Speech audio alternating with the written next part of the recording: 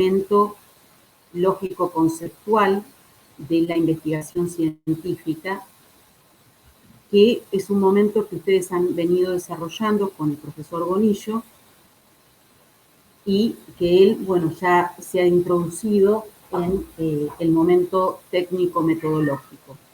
A su vez sabrán ustedes que es preciso que vayan al mismo tiempo incorporando a sus propios proyectos de investigación estos elementos. De manera que voy a hacer un breve repaso por ese momento lógico-conceptual para que en este punteo que voy a hacer ahora, y hasta tanto llegue al marco teórico y los antecedentes, que es lo que quisiera desarrollar en la clase de hoy, puedan ustedes al mismo tiempo ir registrando lo que habrán ido a su vez escribiendo en relación a sus propios proyectos, que son los proyectos que entregarán, seguramente les habrá dicho el profesor Bonillo, que entregarán el 28 de junio a modo de segundo examen parcial. Bien, con relación a el momento lógico-conceptual de la investigación, si nosotros seguimos la línea que hasta el momento hemos venido transitando, siendo que la asignatura se denomina epistemología y metodología de la investigación, fuimos desarrollando contenidos que correspondían, en sentido estricto, a epistemología, es decir, en qué consiste el conocimiento científico, cuáles son sus requisitos, qué componentes podemos reconocer al interior de una teoría científica, qué finalidad persigue la ciencia, cómo se entiende la ciencia desde el enfoque clásico, cómo se entiende la ciencia desde el enfoque emergente o crítico. Y una vez desarrollado todo esto, o en simultáneo, en metodología de la investigación, ustedes iban viendo cómo se procede al momento de investigar, teniendo en cuenta que al momento de investigar podemos reconocer distintos itinerarios o fases.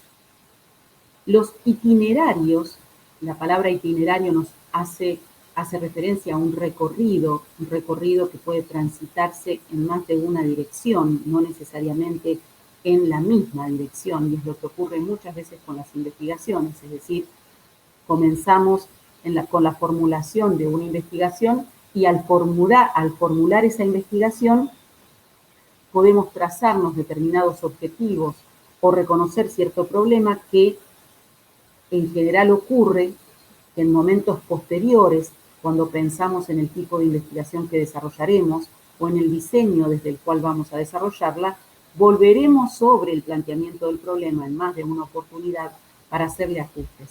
Por eso digo que se trata de un itinerario y eso nos hace ver que es un proceso, que no tiene una sola dirección, sino que puede asumir más de una dirección. Entre los itinerarios que hasta el momento se han presentado, reconocemos en primer término el itinerario lógico-conceptual. En el itinerario lógico-conceptual, como habrán visto con el profesor Bonillo, lo que se define es el objeto de investigación. Es decir, la pregunta que nos haríamos para este itinerario es ¿qué vamos a investigar? ¿Qué vamos a investigar? Y al momento de responder a la pregunta ¿qué vamos a investigar?, vamos a tener que tener en cuenta una serie de definiciones. Voy a ir a una presentación para pasar rápidamente revista por estas definiciones. Tengan en cuenta que al momento de presentar yo no los veo. Si hay alguna pregunta, no hay problema. Ustedes interrumpen con total libertad y nos detenemos.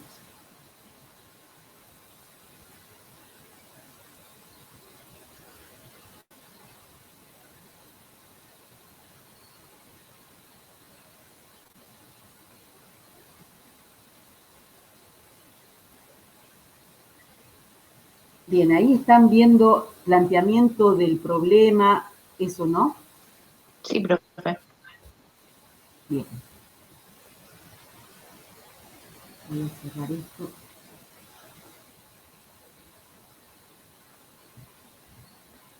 El primer punto, entonces, dentro del itinerario lógico, consistiría, un punto que no lo expresé con anterioridad, consiste en determinar cuál es el tema que voy a desarrollar y ese tema a qué área de conocimiento corresponde.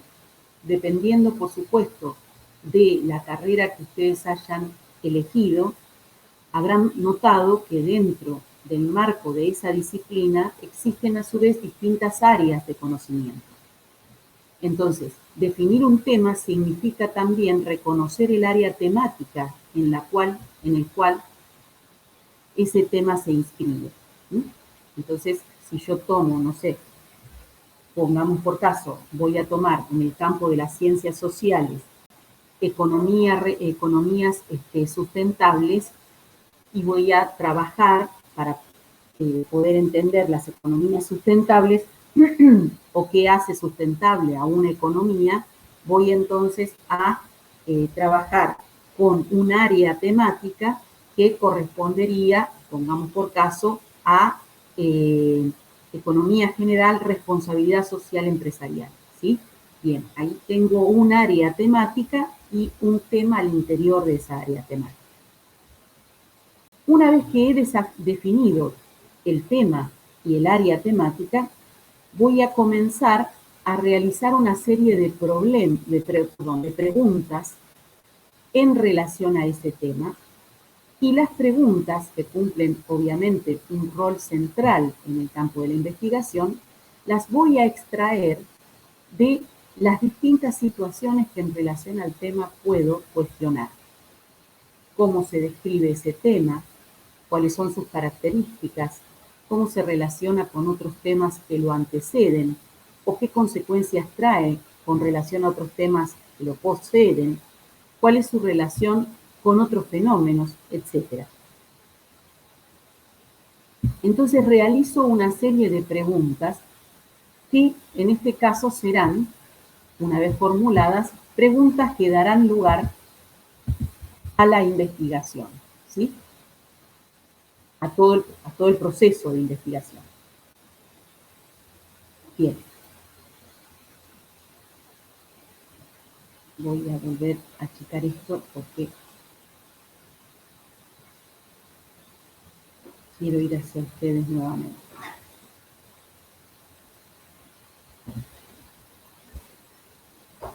Bien.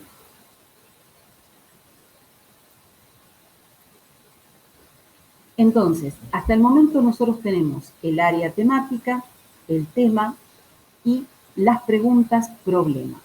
Las preguntas problema son preguntas que se formulan teniendo en cuenta, se formulan y se clasifican luego teniendo en cuenta distintos criterios, ¿sí? Por ejemplo, como os decía, puedo hablar de preguntas que hacen referencia a la caracterización, puedo hablar de preguntas que hacen referencia a la clasificación, puedo hablar de preguntas que hacen referencia a la relación del tema con otros, al carácter accidental o necesario de esas relaciones, etc. También puedo hablar de preguntas que se refieren a causa-efecto o que se refieren a las consecuencias, los propósitos. Por lo tanto, cuando hablamos del área temática y del tema concretamente, al formular las preguntas, haré, como si yo les dijese, un arsenal de preguntas, formularé un arsenal de preguntas y luego entre ellas seleccionaré aquella, una o dos, que en orden a la factibilidad, en orden a mis intereses, en orden al tiempo que tengo para desarrollar la investigación, resultan mejor, o por ejemplo, en orden al tutor que podría llegar a acompañarme, si tengo o no tengo una persona que pueda llegar a acompañarme, resultan más o menos investigables, ¿sí? Entonces, voy aquí nuevamente a la comprensión del problema. El problema es, en forma directa o indirecta, una pregunta, y esa pregunta, a su vez, constituye el objeto, o contribuye, mejor dicho, a desarrollar el objeto de investigación, y en general, las preguntas se suelen clasificar en preguntas centrales y derivadas. Por ejemplo, me pregunto, ¿cuál es la relación entre el fenómeno X y el fenómeno Y? Y una pregunta derivada será en qué consiste X, en qué consiste Y, ¿sí? ¿Por qué digo que es una pregunta derivada? Y porque sin duda para poder establecer la relación X-Y tendré previamente que haber pasado por la comprensión, caracterización, definición de cada uno de sus fenómenos. Y muy probablemente al momento de definir los fenómenos y sus relaciones, tendré que establecer como segunda pregunta derivada si la relación que encuentro entre X e Y es una relación de carácter accidental o de carácter necesario. Inclusive algunos investigadores llegan a incorporar como pregunta derivada la metodología que implementarán al momento de encontrarse con los datos que necesitan para establecer la relación X-Y. Entonces, en lo que acabo de decir, la pregunta ¿cuál es la relación X-Y? Es la pregunta principal.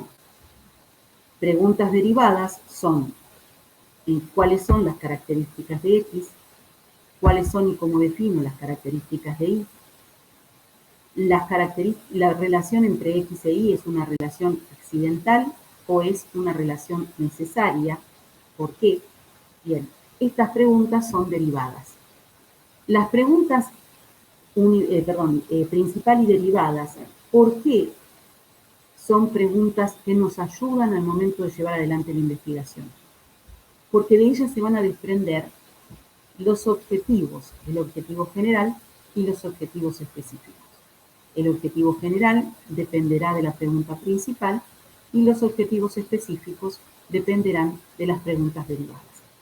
En el ejemplo que les acabo de dar, el objetivo general será establecer la relación que existe entre X e Y, y los objetivos derivados serán identificar las características principales de X, identificar o reconocer las características principales de Y, establecer, determinar si la relación X-Y es una relación accidental o una relación necesaria.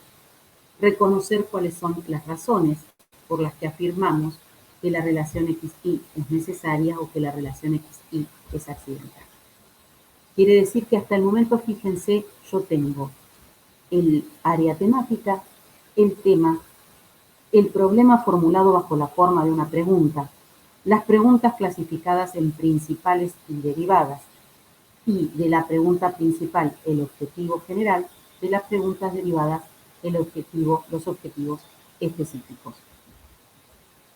A su vez, los objetivos son los que me van a dar a mí la pauta respecto del tipo de investigación que voy o que estoy realizando. Si se trata, por ejemplo, de una investigación cualitativa o cuantitativa, si se trata de una investigación exploratoria, por ejemplo, denominamos investigación exploratoria a aquella que se refiere a un asunto demasiado incipiente. Por ejemplo, si ustedes en este momento se pusiesen a investigar respecto de la relación existente entre la pandemia y el comportamiento de las poblaciones, de los colectivos o poblaciones de adultos mayores, ¿sí? La relación que existe entre la pandemia y el comportamiento, actitudes de los adultos mayores. Esa es una investigación de carácter exploratorio. ¿Por qué? Porque es una temática que, debido a que el fenómeno es incipiente, es reciente, no ha sido investigada en profundidad con anterioridad. Y lo mismo ocurriría con temáticas que, sin ser demasiado recientes, tampoco resultaron investigadas con anterioridad. Como es el caso, por ejemplo, no sé, de reflotar ciertas investigaciones para volver a explorar consecuencias de los fenómenos que hasta el momento no se habían planteado. La exploratoria, entonces, es ese tipo de investigación que indaga sobre fenómenos o demasiado recientes o no debidamente investigados con anterioridad.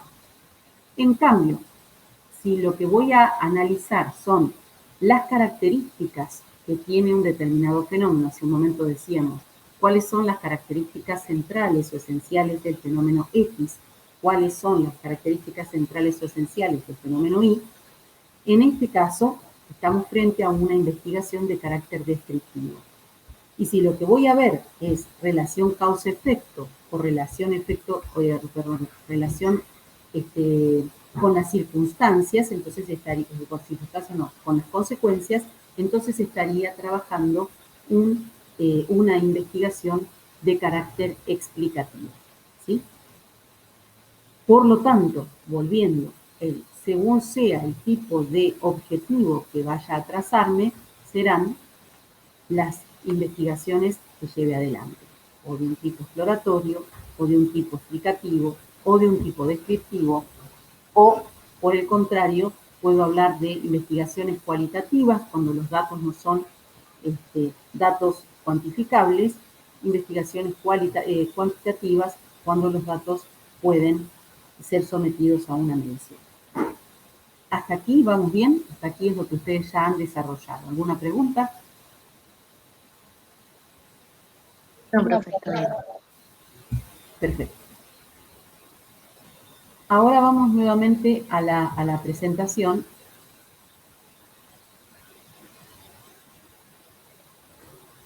Espérenme un poquito que la vuelvo a recuperar.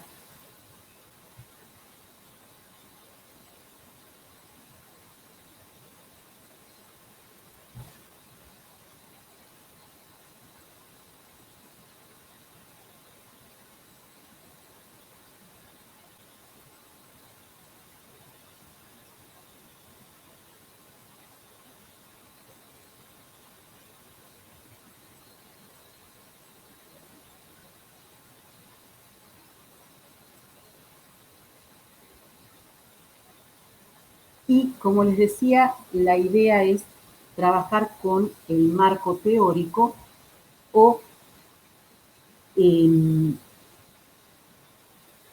encuadre conceptual de la investigación. El marco teórico o encuadre conceptual de una investigación, ustedes están ahí viendo una diapositiva que lleva por título Construcción del objeto o marco teórico. Sí, sí, profe. Perfecto. Bien. Entonces, como les decía, el marco teórico o encuadre conceptual de la investigación supone definir, por un lado, el estado del arte o antecedentes de la investigación y por otro, el encuadre conceptual y las palabras claves. Quiere decir que forman parte del marco teórico el estado del arte o antecedentes, el encuadre conceptual y también las palabras clave. ¿Qué se entiende por estado del arte o antecedentes dentro del encuadre conceptual, dentro del marco teórico? El estado del arte hace referencia, como les decía hace un momento, al conjunto de investigaciones que se han realizado con anterioridad sobre el mismo tema que estoy investigando yo. Es decir, que para poder hablar de estado del arte o de antecedentes, tengo que, en primer término, delimitar en forma correcta, es decir, delimitar en forma acabada, cuáles son las... Espérenme un momentito que tengo a la gata dando vueltas por acá.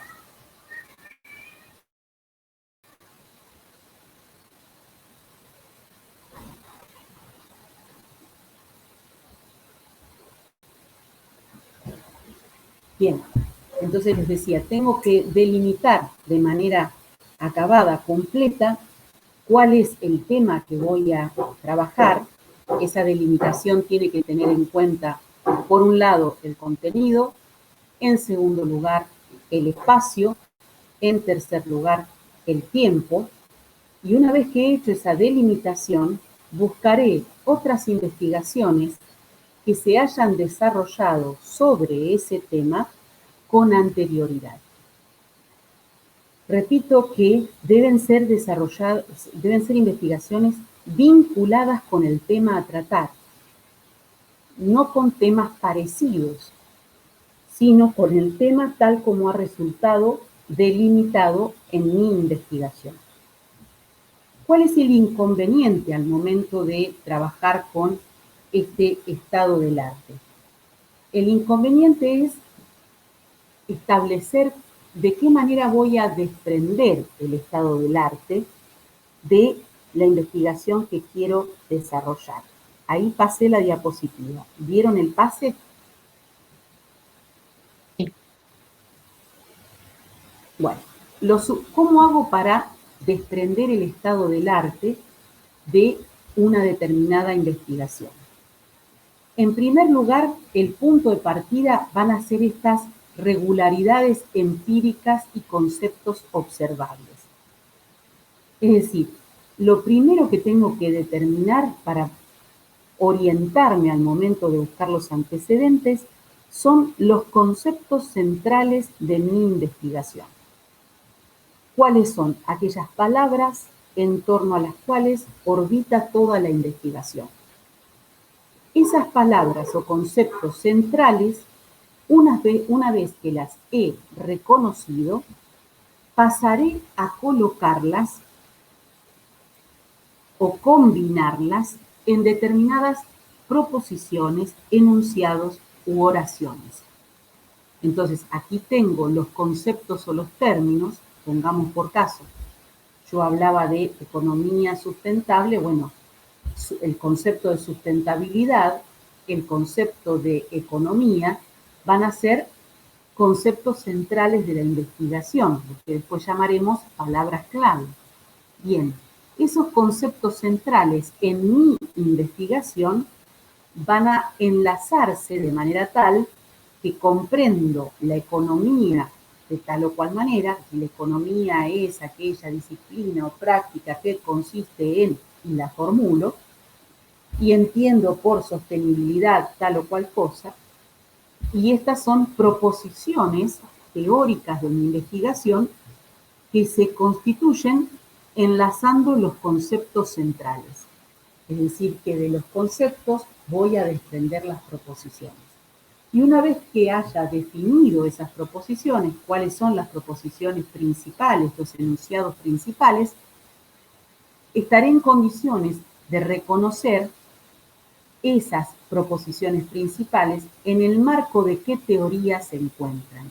Es decir, si yo defino la economía en tales o cuales términos o la sustentabilidad en tales o cuales otros, eso significa que yo adhiero a la teoría económica de fulano o a la teoría acerca de la sustentabilidad de sultano.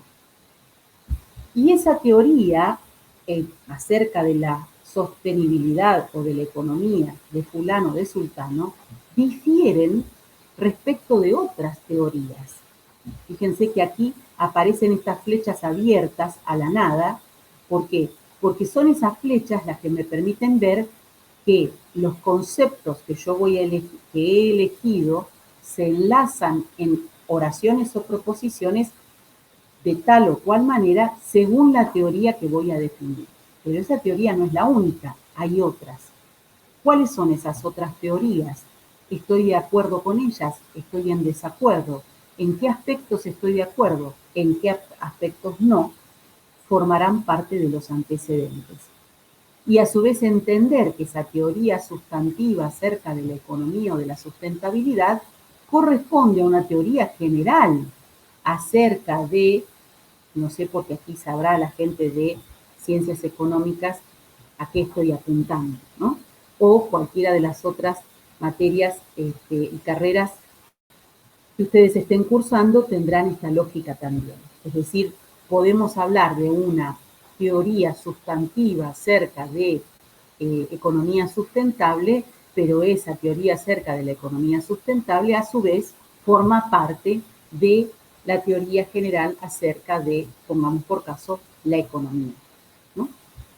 Entonces, para poder buscar antecedentes, este es el primer camino o paso que tengo que realizar. Identificar los conceptos centrales de mi investigación, que después se constituirán en palabras claves, y esos conceptos centrales no pueden ser más, digamos, en general son entre 3 y 5 conceptos, no más de 5, porque entonces seguramente voy a terminar yéndome por las ramas al momento de construir los antecedentes. Entonces, los conceptos, de esos conceptos las proposiciones, enunciados u oraciones que, enlazando los conceptos, constituyen ideas centrales de mi investigación, a qué teoría corresponden esas proposiciones, qué otras teorías quedan fuera de ese campo proposicional, ¿sí? O de la teoría sustantiva, cuáles son, por qué quedan fuera, en qué estoy de acuerdo, en qué en desacuerdo, y la teoría general que las sustenta a todas. Teniendo en cuenta esto, fíjense cómo se suelen definir los antecedentes. Los antecedentes o estado del arte se define como el conjunto de estudios realizados sobre nuestro tema, otra vez la importancia de enfocar el tema tal como ha sido delimitado en este itinerario central lógico-conceptual, que sirva para interpretar, evaluar el problema de investigación. Evita el riesgo de investigar algo que ya ha sido muy investigado con anterioridad. Suelen aparecer estos antecedentes como un reclamo para los estudiantes, es decir, ustedes al momento de terminar la carrera y presentar la tesis final de grado, probablemente tengan que construir los antecedentes sobre el tema que vayan a trabajar. ¿Por qué? Porque esa construcción de los antecedentes da cuenta del conocimiento que han adquirido a lo largo de los años durante los cuales han transitado la formación académica, ¿sí? Es decir, ese conocimiento es el que se pone en evidencia cuando yo construyo los antecedentes de mi investigación. Y, a su vez, es importante también para la construcción de los antecedentes el trabajo bibliográfico de relevamiento, búsqueda, indagación de cuáles son los principales estudios realizados sobre el tema. Para ese trabajo bibliográfico es muy importante tener en cuenta que el aporte al trabajo bibliográfico suele hacerlo el director de la tesis, por ejemplo, de la investigación, que es quien me va a decir dónde podría ir a buscar esos antecedentes. Aquí tienen ustedes dos buscadores, dos bases de datos, que son algunas, estas dos digo, ¿no? Porque el último yo creo que ya es algo a lo cual ustedes ya están habituados. Pero digo bases de datos que son habitualmente empleados porque tienen más de 1 millón de investigaciones cargadas para buscar los antecedentes. El caso de AGRIS es una base de datos de carácter internacional que se refiere sobre todo al campo de las ciencias naturales en sus distintas versiones, y el caso de Current Contents es una base de datos también internacional más amplia porque abarca también el campo de las ciencias sociales. Entonces, volviendo, para poder encontrarme con los antecedentes, ¿sí? Una vez que hice este trabajo de reconocimiento de los conceptos, uní los conceptos en oraciones centrales de mi tesis, quiero decir, de la hipótesis que quiero investigar, y de esto extraje a qué teoría corresponden, en qué se distinguen respecto de otras teorías, etc.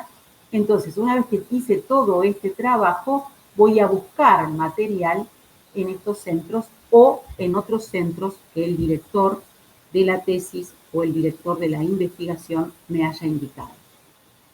Es muy importante tener en cuenta que al momento de colocar los antecedentes en un proyecto de investigación, no se colocan como si fuera por párrafos una reseña debajo de la otra, entre 5 y 8 habitualmente antecedentes, que son los que se solicitan, sino que se pone en diálogo el antecedente con la propia idea respecto del tema. Es decir, no se trata solo de resumir, reseñar eso que dijo fulano y sultano y también investigó mengano y perengano, etcétera, sino en qué estoy de acuerdo o en desacuerdo con esto que han planteado estos autores y por qué lo estoy. Por lo tanto, construir los antecedentes no es una tarea sencilla y en general el marco teórico es una cuestión que se retoca continuamente a lo largo de la investigación.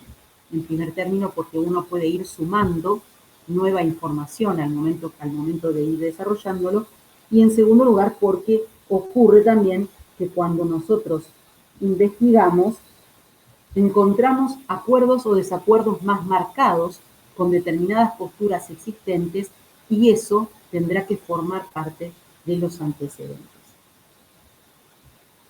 Bien, ¿hasta aquí alguna pregunta?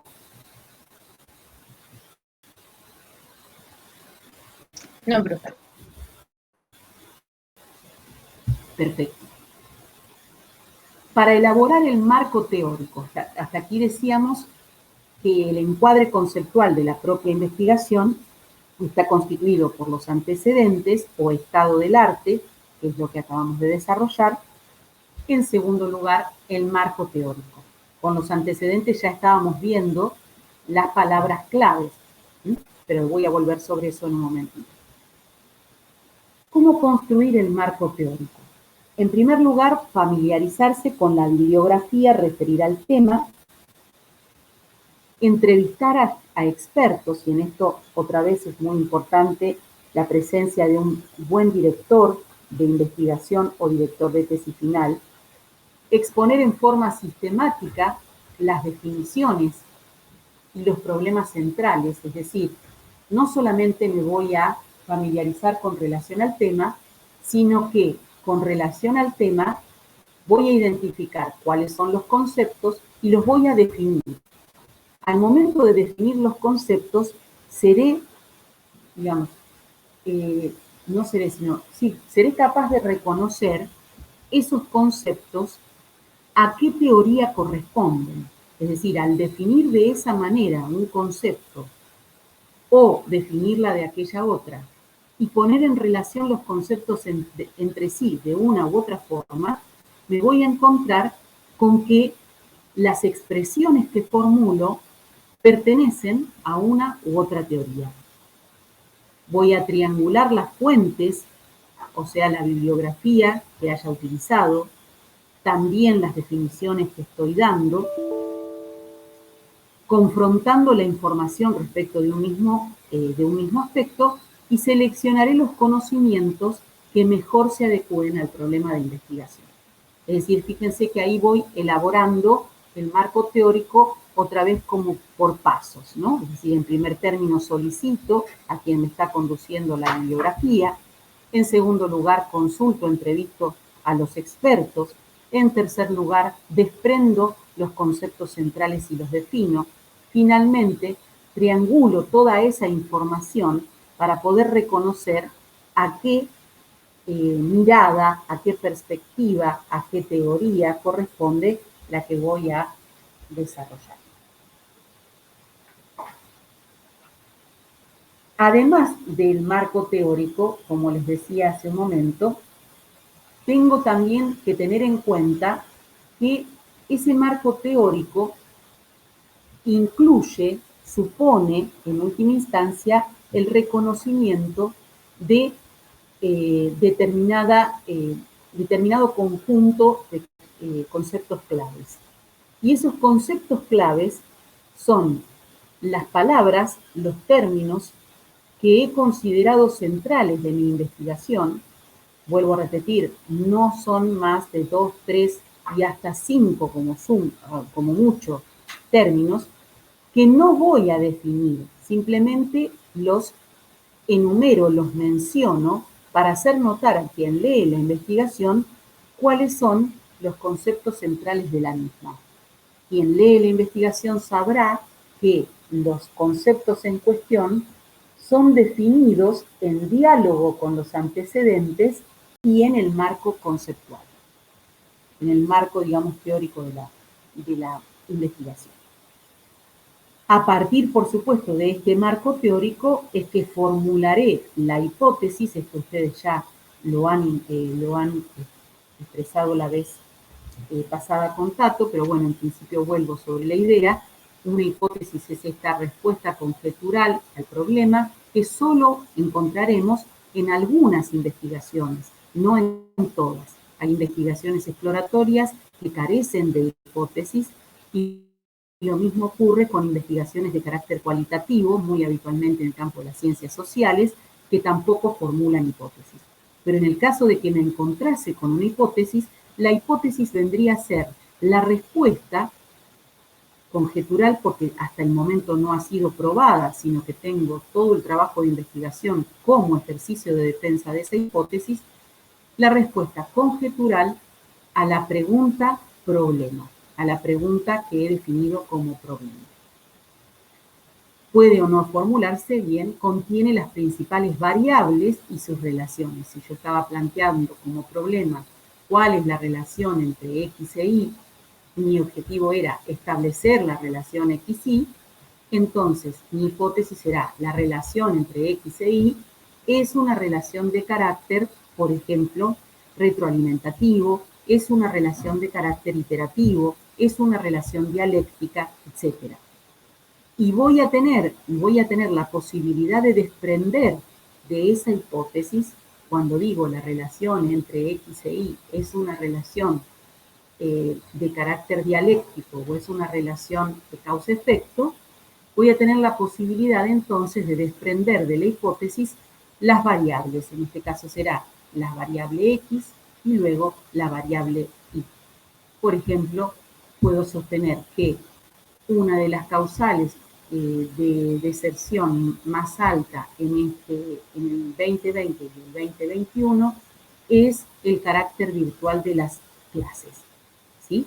Entonces, yo allí, esta es una hipótesis que responde a la pregunta, ¿cuál es la explicación más frecuente de la deserción de los años 2020-2021?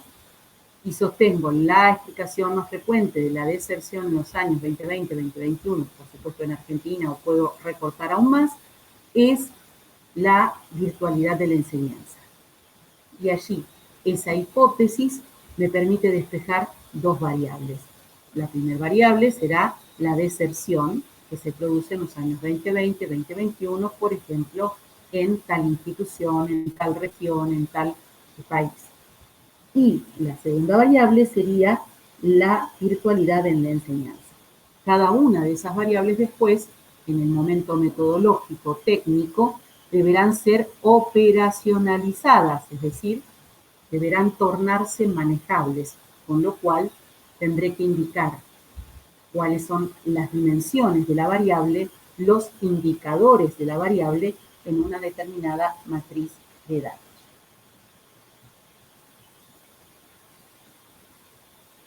Aquí, disculpen que esto lo no se está visualizando bien lo que dice arriba. Aquí hay una placa que corresponde a un metodólogo argentino conocido que se llama de apellido Borsotti, que me resultó interesante al momento de pensar en la forma más didáctica de desarrollar los últimos contenidos del momento lógico-metodológico. Y Borsotti lo que dice es que según sea lo que encontremos en la primera columna, que sería objetivos, va a ser el tipo de pregunta, según la columna, y el tipo de hipótesis, tercera columna. Entonces, si yo me pregunto, si mi objetivo es cuantificar, la pregunta va a ser, ¿cuántos son los R que tienen la característica tal? Y mi hipótesis será, los R que tienen la característica tal son tantos. Si lo que busco, si mi objetivo es describir o determinar o establecer, describir, determinar, establecer rasgos, aspectos, entonces mi pregunta va a ser, ¿cuáles son las características, los rasgos, los aspectos de R o cómo es R? Y en la hipótesis tendrán que aparecer las características que van a incluir el modo de describir R para que ese modo de describir R sea válido. Si mi pregunta, si mi objetivo es comparar o establecer relaciones, o fíjense todos los que tienen allí, ¿no? Establecer la incidencia, determinar si se trata de una causa de cuadro accidental, si se trata de establecer la génesis de un fenómeno, si se trata de diagnosticar, etcétera, las preguntas van a ser de determinada manera y lo que espero encontrar en la hipótesis va a ser de otra. ¿Sí? Esto es como un cuadro de alguna manera que sintetiza los conceptos centrales del momento lógico-metodológico. A estos conceptos, perdón, lógico-conceptual, a estos conceptos se le añade el marco teórico que va a desembocar en la hipótesis. Bien. Vuelvo a ustedes. ¿Alguna pregunta que quieran hacer hasta aquí?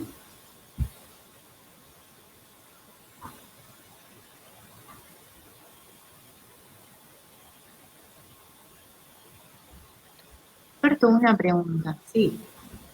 Con respecto, o sea, a esto del desarrollo del marco teórico, nosotros lo primero que tenemos que hacer es buscar los antecedentes y después ir al marco teórico, como sería como el encuadre conceptual, o eso no entendí muy bien eso. Bien. O sea, los antecedentes, perdón, te corté, Laura. No, ya había terminado. Ah, bueno. Los antecedentes los buscan en la medida en que una vez que han recortado el problema y el tema a investigar,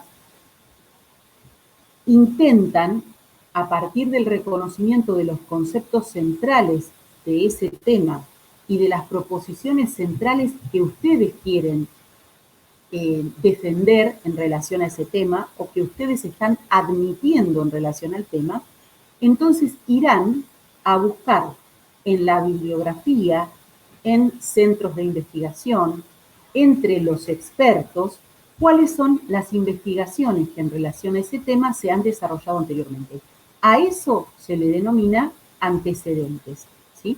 Y los antecedentes, repito, los van a extraer fundamentalmente de esos lugares, es decir, lo importante en este caso, si se tratara de una investigación que están desarrollando para presentarse a un determinado organismo, o si se tratara de la tesis final de grado, lo importante es que ustedes tengan en cuenta que esos antecedentes son trabajados fuertemente con la ayuda del director de la tesis o de la investigación, porque es el director de la tesis y de la investigación el que les va a decir, bueno, pueden consultar tales fuentes o tales otras.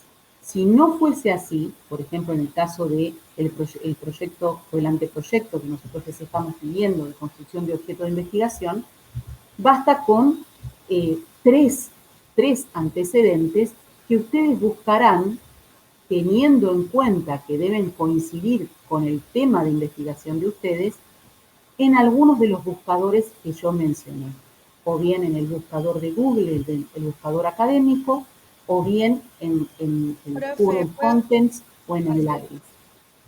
Una vez que hayan identificado esas investigaciones, generalmente en estos buscadores se plantea la síntesis, la reseña de la investigación, de manera que si ustedes vieran trabajos de tesis, van a ver que entre los trabajos de tesis el error más habitual es el de colocar los antecedentes párrafo por párrafo, recortando y pegando las reseñas de las investigaciones. Entonces dice, este tema ha sido previamente investigado por los, no sé, los metodólogos fulano y sultano en una investigación titulada ta, ta, ta, ta, ta, ta, ta. En ella los autores sostienen y entonces pegan literalmente las reseñas que han encontrado en los buscadores. Eso no es construir el antecedente o estado del arte, sino simplemente el relevamiento de quiénes son los otros investigadores que trabajaron el tema. El estado del arte se construye cuando yo soy capaz de poner en diálogo qué me dice a mí, qué le dice a mi investigación ese antecedente. Yo estoy de acuerdo con lo que dicen fulano y sultano, estoy en desacuerdo. ¿Por qué estoy de acuerdo? ¿Por qué estoy en desacuerdo? ¿Por qué en parte estoy de acuerdo y en parte no? Profe, ¿me ¿Sí? escucha? Sí. Una consulta con relación a los antecedentes. El mismo material que usemos para realizar la investigación tiene que ser de los antecedentes también, digamos. No. Los antecedentes se referirán al tema de investigación de ustedes, no a la metodología Ah, de la investigación. y los antecedentes los tenemos que sacar sí o sí de esos buscadores que están en las filminas. Sí, a lo mejor ustedes tienen familiaridad con algún docente del área que vayan a investigar y el docente les va a decir probablemente, bueno, pero a vos qué te interesaría sostener. Cuando ustedes le respondan a esa pregunta, van a develarle, van a revelarle el marco teórico, el encuadre conceptual de ustedes. Entonces, probablemente ese director o ese profesor les vaya a decir, bueno, consulta en tal caso a fulano, sultano y mengano. O no podés dejar de ver a fulano, sultano y mengano. Como en este caso nosotros simplemente estamos viendo el ejercicio que ustedes hacen, no es que nos ponemos rigurosos en relación a que sean investigaciones actuales, ¿sí? Porque en general los antecedentes deben ser investigaciones de no más de 5 años a esta parte, ¿sí? Lo importante es que ustedes den cuenta de al menos 3 líneas que no coinciden con el marco teórico de ustedes, pero que investigan el mismo tema. Ahora, ¿por qué no coinciden con el marco teórico de ustedes? Eso es a lo que quiero referirme cuando digo que el antecedente no es solo un recorto y pego las reseñas de las investigaciones de otros pensadores o investigadores. En realidad las pongo en relación y en diálogo con la propia investigación. Y digo por qué mi investigación no coincide con la de fulano de tal, porque si coincidiera, imagínense que basta con leer la investigación de fulano de tal y ya sería suficiente. En realidad tengo que decir que agrega lo mío a esa investigación. Yo doy cuenta de que existen otras investigaciones sobre este tema, me doy cuenta de que no soy el primero o la primera en escribir sobre el tema, pero el aporte mío a esta investigación no coincide con el de fulano y sultano, o coincide parcialmente, o coincide en los aspectos centrales, pero difiere en un aspecto que para mí es importante y es este. Es decir, los antecedentes tienen que construirse en diálogo con la propia posición sobre el tema. Y esa posición sobre el tema, para volver a lo que preguntaba inicialmente Laura, esa posición se denomina marco teórico en sentido estricto o encuadre conceptual y consiste en definir a qué teoría estoy adhiriendo yo. Es decir, bueno, a ver, dije que este tema había sido investigado por fulano y sultano de esta manera, manera con la que estoy de acuerdo o no, parcialmente, totalmente, etc. También fue investigado por estos otros dos. También fue investigado por este otro. Ahora, desde mi particular punto de vista, el abordaje de la problemática se encuadra en tal teoría. ¿Y qué dice esa teoría? Que ese encuadre conceptual de mi punto de vista. Y en ese marco teórico defino, para el ejercicio que tenemos, que ustedes tienen que hacer para nosotros, defino en 2, 3 párrafos, no más. Pero en general piensen que los marcos teóricos son extensos, porque yo tengo que definir el, los principales enunciados, proposiciones y conceptos de la teoría que van a hacerse presentes en mi propia posición. Y no lo puedo dejar librado a que el evaluador de la investigación, por ejemplo, me diga, pero a ver, en el marco teórico que vos estás declarando hay un concepto que se te perdió de vista y es el concepto tal. ¿Por qué no incluiste ese concepto? ¿Sí? Es decir, cuando trabajo con el marco teórico, yo asumo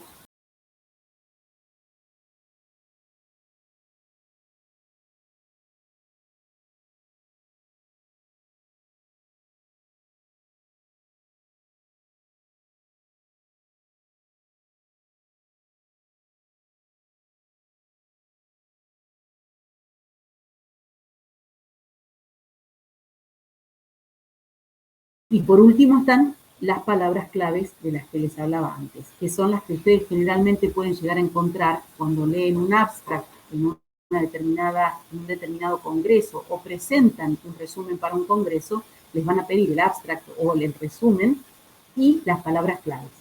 Esas palabras claves, que inclusive en algunos casos hasta les dan el número, no más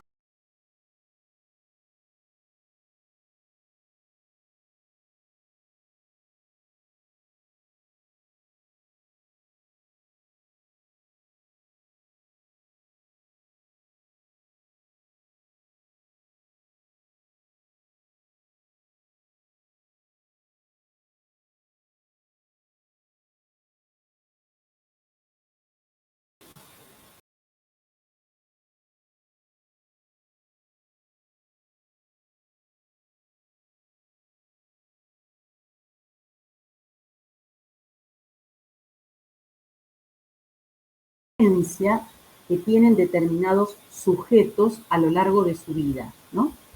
Y entonces digo que mi hipótesis es que esa tendencia a la violencia no es una tendencia innata con la que el sujeto nace, sino que es una tendencia aprendida y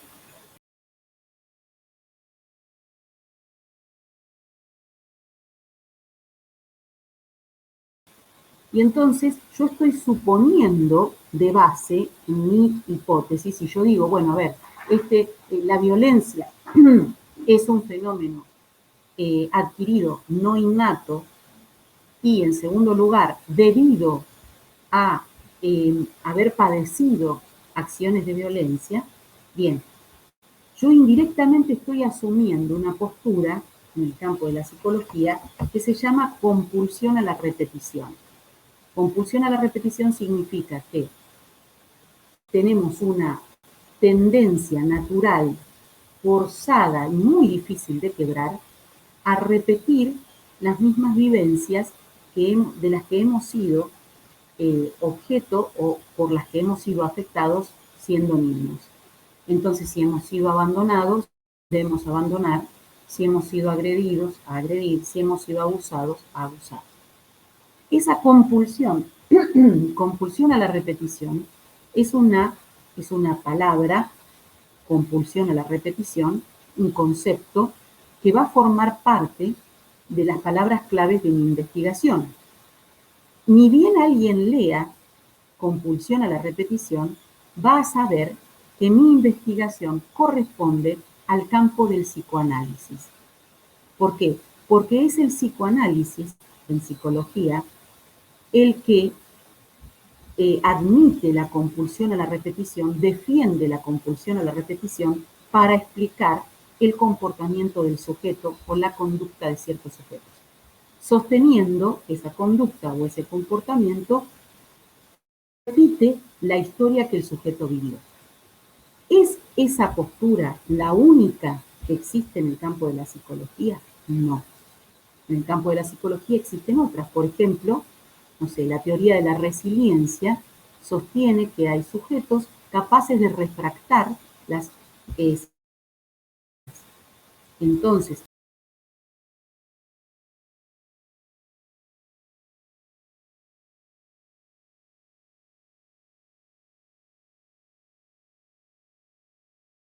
he puesto conducta resiliente entre mis palabras clave, el que me lee, al que me lee no le hace falta que yo describa o que yo defina la palabra. Sabe que la investigación que va a leer corresponde del psicoanálisis o al campo de la teoría de la resiliencia. Por eso es que los conceptos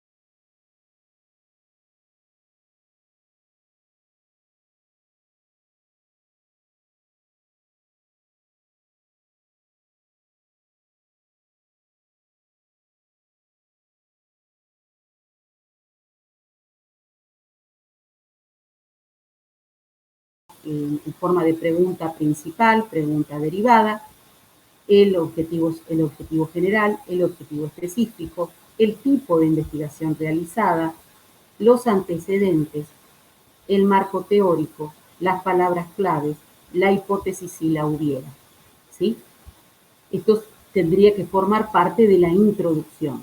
Ni bien comienzo a desarrollar, pensemos en los tipos de desarrollos tradicionales de las investigaciones o de la divulgación de las investigaciones.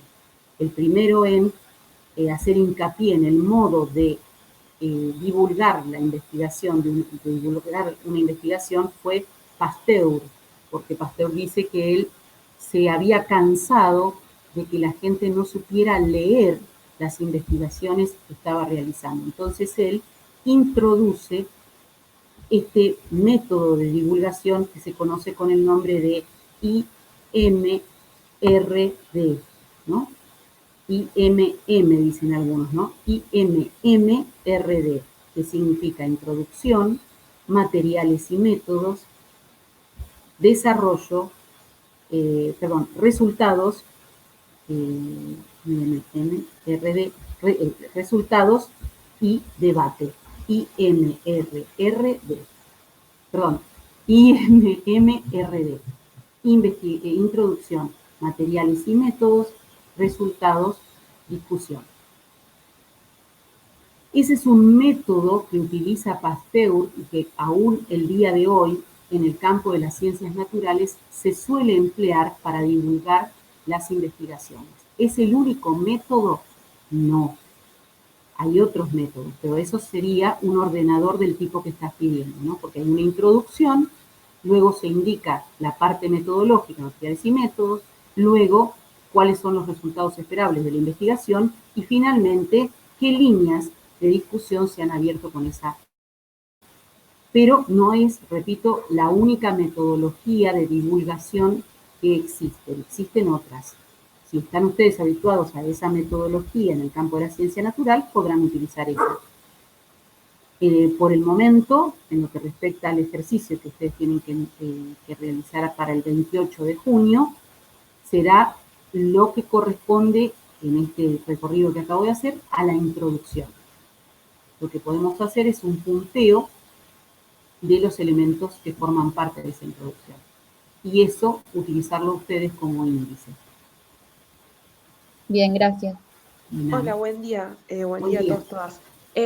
Una consulta sencilla. ¿Es necesario, digamos, que en esa introducción que usted está planteando o en ese punteo que hagamos eventualmente, poner alguna especie de discusión o conclusión, digamos, como para cerrar todo lo que escribimos anteriormente o no es necesario? No es necesario para el segundo parcial, sí lo va a ser para el final. Ok, ¿Sí? perfecto.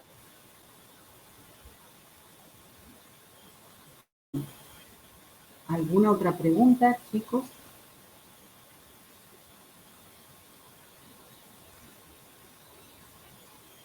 Tengan en cuenta que al trabajarlo de a dos, en el parcial van a tener que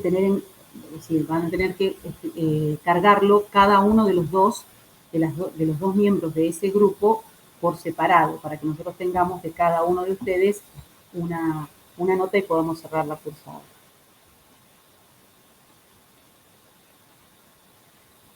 Bien, ¿alguna otra pregunta?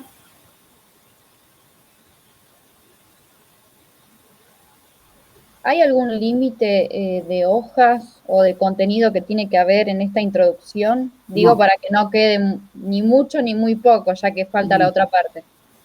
No, yo diría que en 3 y 6 carillas es lo esperable.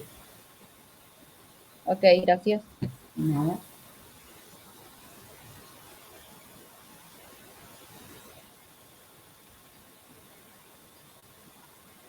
¿Alguna otra pregunta, chicos? Yo voy a anotarme lo que les había indicado, porque el lunes que viene es un lunes feriado.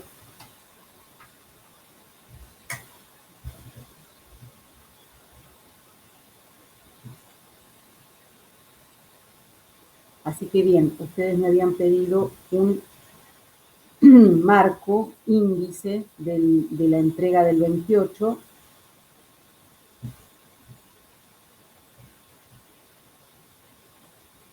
¿Algo más en particular que les interese que esté en la plataforma?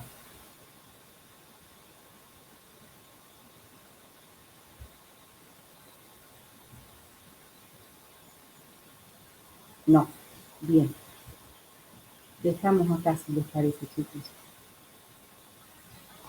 ¿Sí? Bueno, profe. Bueno, profe. Muy bien. Ok, Gracias. gracias. Hasta No. pronto. Chao, profe, Chao, chao, hasta gracias. luego. Adiós. Adiós, adiós.